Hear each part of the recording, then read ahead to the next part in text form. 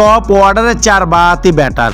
জাতীয় দলে ব্যর্থতার প্রশ্নে অনেকে আঙুল তুলছেন সেদিকে, যদিও এটাকে খুব বড় সমস্যা মানছেন না ব্যাটিং কোচ ডেভিড হ্যাম্পা।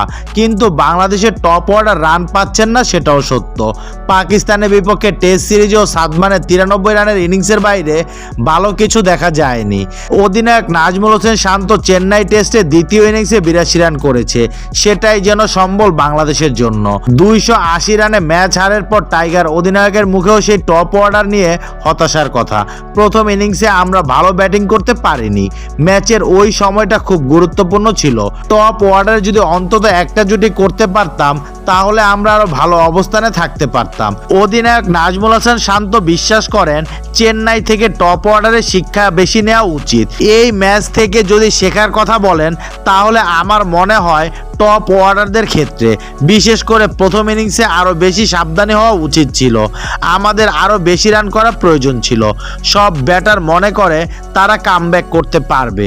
দ্বিতীয় ইনিংসে জাকির ও সাদমানের উদ্বোধনী জুটি নিয়ে শান্তর ভাষ্য, উইকেটে সময় কাটানো গুরুত্বপূর্ণ, কিন্তু আমরা যতটা কাটিয়েছি সেটা যথেষ্ট ছিল না। কিন্তু এখনও দ্বিতীয় টেস্টে এটা সহায়তা করবে। 62 রানের জুটি গড়াটা ওপেনারদের জন্য খুব গুরুত্বপূর্ণ ছিল।